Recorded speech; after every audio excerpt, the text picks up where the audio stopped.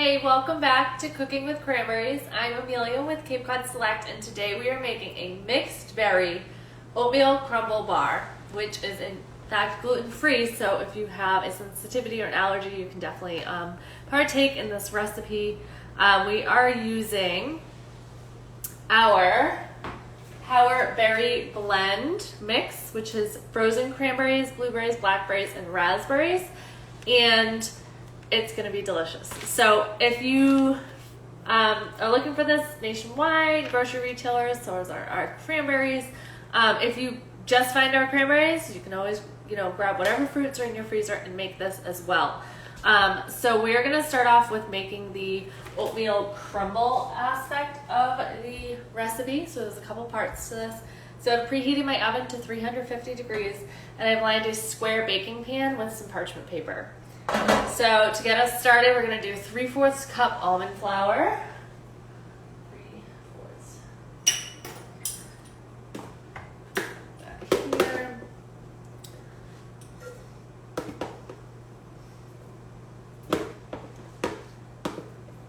And it is a perfect day to be baking. It is windy, rainy, nasty out today in Massachusetts. So if that is what you're experiencing too, it's definitely a good day for baking. So that was our 3/4 cup almond flour. We have 1.5 cups of rolled oats.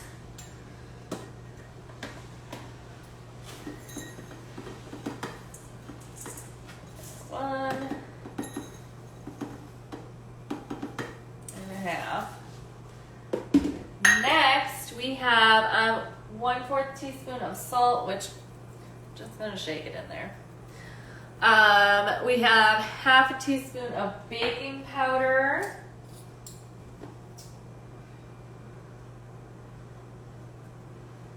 I think I might need a little more salt. And then we have 1/4 tablespoon of cinnamon. Did I say 1/4? Yeah, 1/4 tablespoon cinnamon.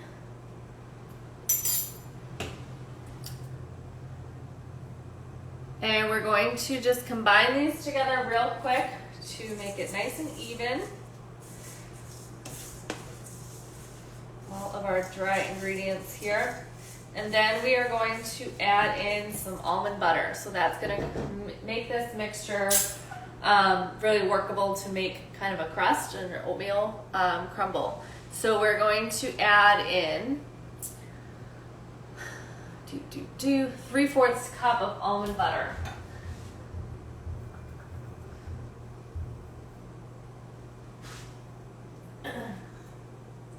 So I'm just going to get this in my measuring cup here.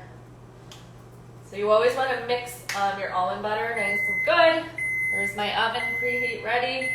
But almond butter, you can usually have a like an oil on top, so you want to make sure you mix that in. Alright, so this is where it gets messy because you're going to end up using your hands to mix this because it's just going to be too sticky and too difficult with a spoon or spatula.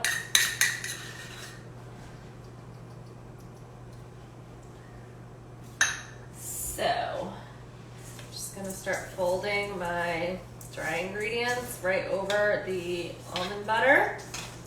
Oh, and it's super sticky, but you want to keep working it so it becomes like a dough.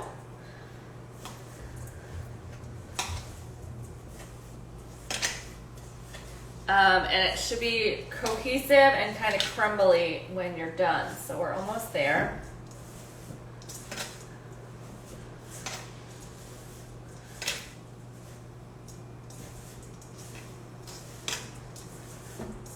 So like if you've ever made an apple crisp or something like that, you're kind of you really want that texture and get that nice crumbly texture. So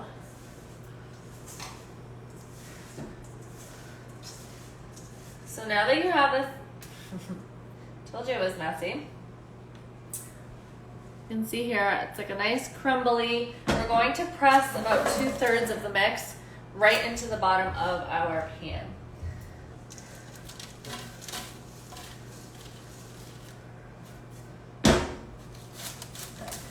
And this is going to be our base. So you want to have a good layer because we're going to make our power berry mixture that's going to layer on top. So like I said, you want to have like a nice layer so that you're not seeping through the bottom into the pan.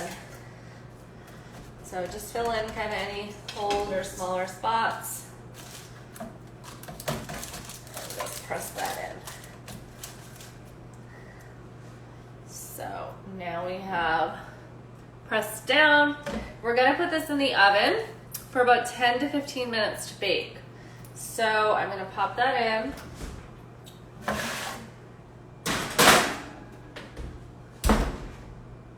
gonna put it for 10 and we'll check it. In the meantime, I'm gonna rinse my hands off.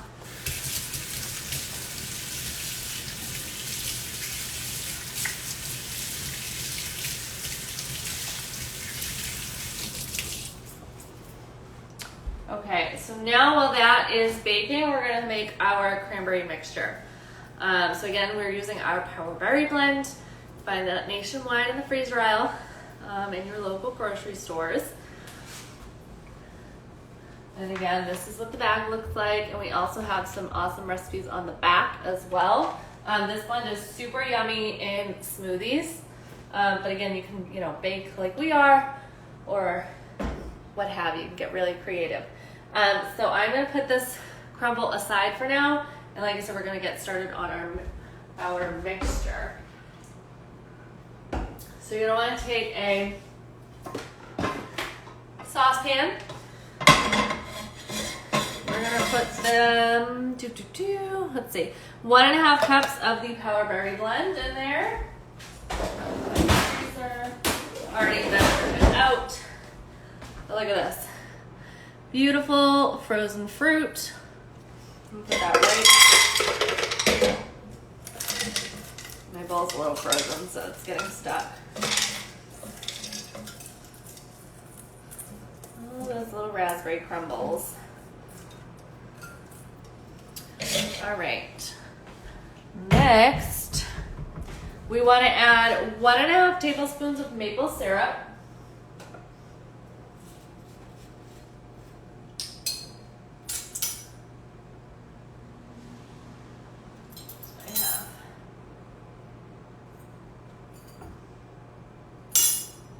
All right, ready?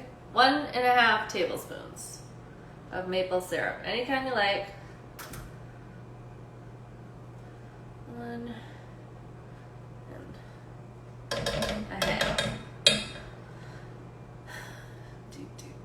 Just want to make sure I'm not skipping anything.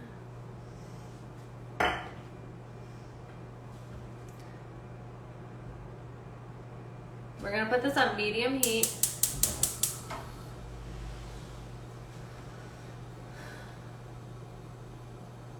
I'm just wondering where we're putting the... Oh, okay. So, yep, just the 1.5 cups frozen fruit mix and then 1.5 tablespoons of maple syrup. So we're gonna heat this over medium heat. Sorry, I'm reading. And we're gonna add in some chia seeds as well. We got 1.5 tablespoons. That.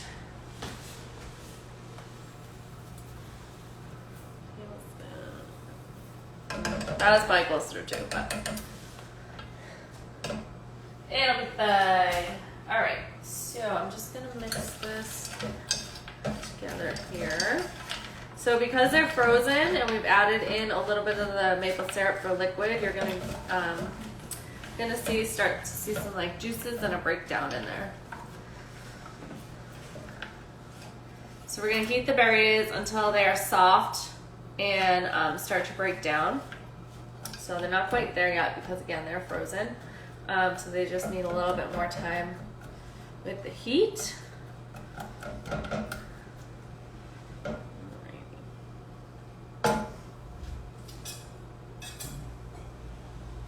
So while I have you here, we have some time left on our timer. I'm just gonna update you on what's going on around the box. So right now is obviously like summer. So the cranberries are growing. They're very green right now, but they are on the vines and they are growing. They are not growing in water, which is a cranberry misconception. Everyone thinks that cranberries grow in water. They grow on low-lying vines, and we call them bogs. Other places might call them marshes, but in Massachusetts we call them cranberry bogs. And yeah, the vines, they're perennial, so they come back year after year. We don't have to replant, thankfully, because that's a lot of work. We do have some bogs that we are renovating. So if you have driven past our facility in Carver, Massachusetts, you might have seen the crew out working. And we've taken some older bogs that were not producing as well, and we've turned them into new bogs. We've redesigned them so that they are level and that they are better to harvest. So the more straight the edges are, the easier it is to harvest.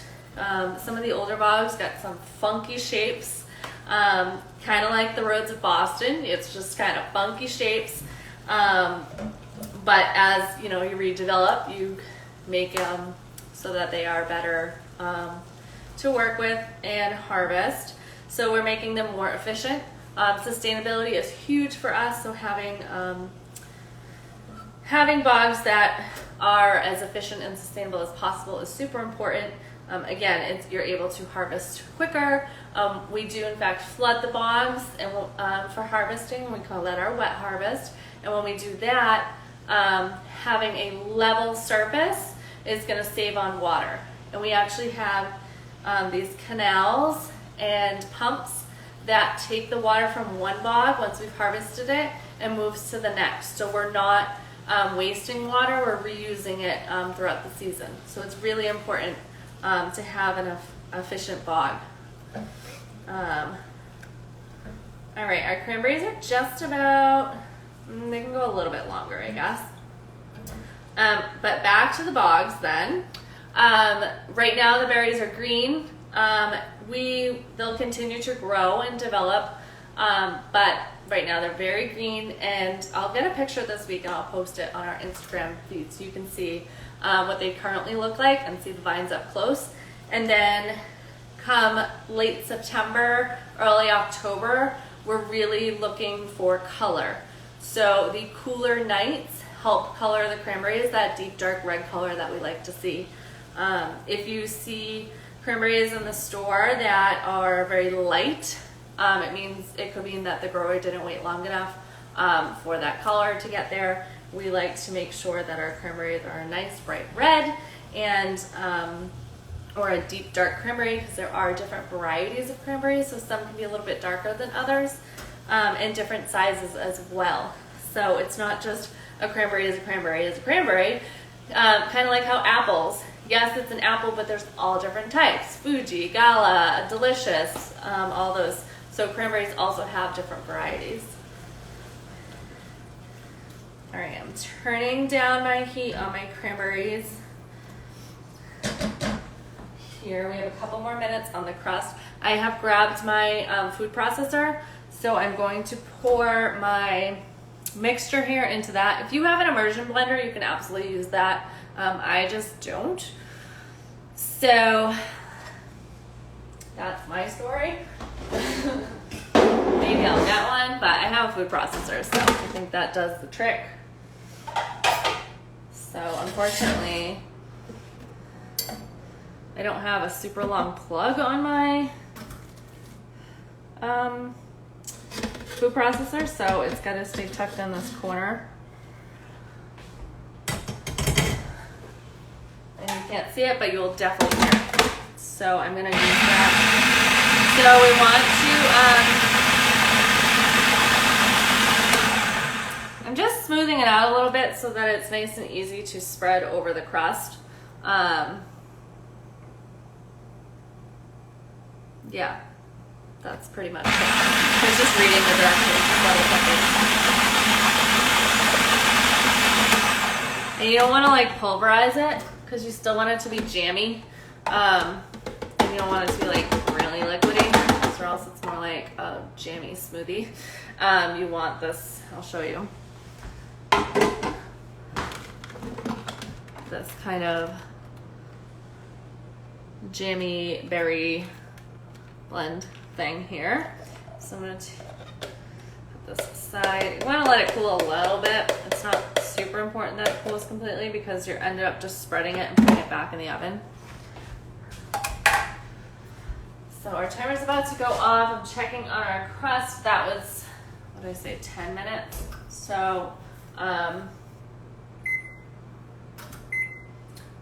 another 2, because I think 12 is probably a little bit better. Because the instructions said 10 to 15, so I think it depends on your oven. Like right now at 10, it's looking pretty good, but it's still not super baked through. Like it's still loose. The crumble is still a little bit loose, so I want to tighten it up a little bit more until we put the jam on.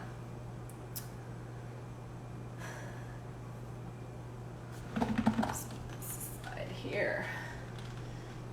So I'm just going to prep this a little bit so that it's easier to pour and spread. And we'll be in action very shortly.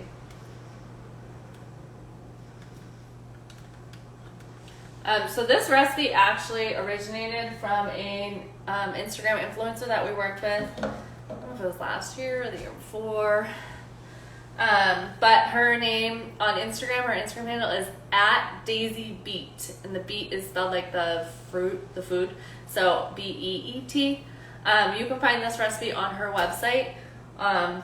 But that's who we worked with to make this recipe. She also did another one, which I might do next week because I have some bananas over here and I'm waiting for some of them to brown up so that I can do a banana bread, because she made an amazing, it's a banana bread with cranberries and blueberries, because we also have a cranberry blueberry blend that's available too, and she used that, and there was chocolate chips in it. Oh my god, so good. Let me show you our different packaging, so you can keep an eye out in the stores for it. So we have our original cranberry, and that's, again, all of our packaging has 2 recipes on the back, so you're able to create some of those recipes or just get some inspiration. This is our cranberry blueberry blend, which I want to use for that banana bread, so I'll have to do another one, another cooking with cranberries with that. And then we also have our tropical blend, which is amazing in smoothies. Guys, this one is so good. It's one of those ones you think like, that's weird maybe, because of the combination of fruits. It's cranberry, pineapple, mango, and banana, but blended together, it is so good. It's like Cape Cod meets the tropics. It is delicious, so I definitely recommend that. We also have a really good overnight oats recipe. That's on the back of that one. And then again, the powderberry blend, which is what we used for this mixture. We've used this one a couple times on cooking with cranberries, so you'll definitely have to like scroll back and check them out. So my timer went off. I'm gonna grab my crust out. Alright, so now I'm gonna pour this lovely berry mixture over my crust here.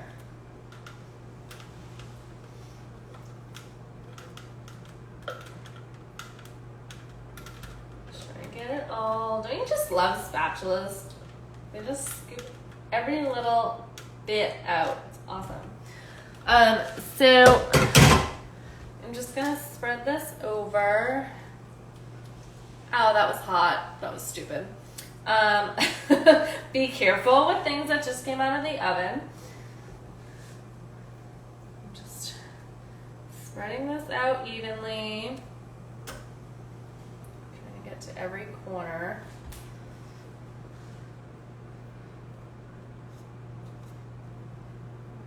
Let's see.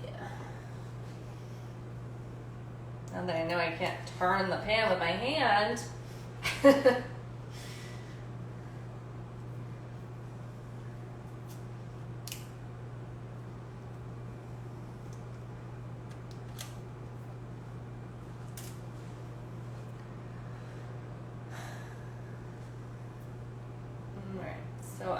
keeping like a little bit of a buffer so that it has like a little crust on the edge.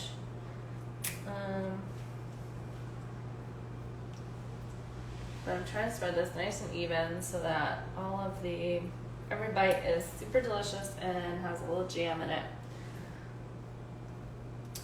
All right, so now you're gonna take your remaining crumble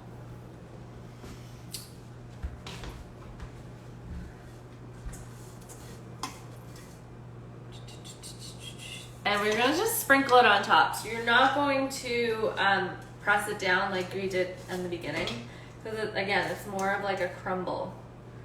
So you kind of want to see some of that jam poke through a little bit.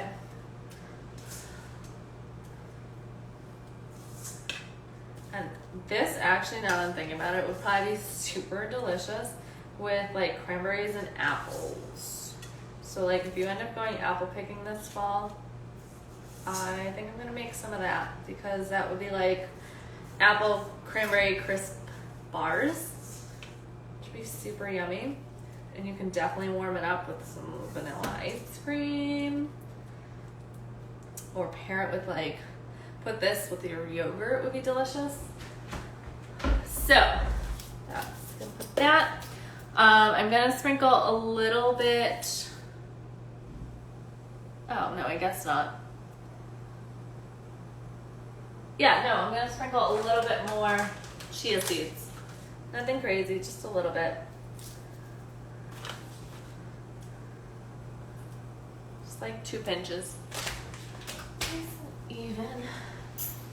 All right, so now we're going to bake this for 25 to 30 minutes. Just keep an eye on it, but this is what it's gonna come out looking like, because I don't see it changing too much in the oven. It's not gonna morph into something else, but that's what these mixed berry oatmeal crumble bars are gonna come out like. And again, I'm gonna pop that in the oven for another 25 to 30 minutes. And that is it for this week's Cooking with Cranberries. So thanks so much for tuning in. I hope you enjoyed it, and I will catch you next time with, I'm thinking, that banana bread recipe, because again, I have some bananas just waiting to be turned into bread. So I'll catch you next week. Thanks again.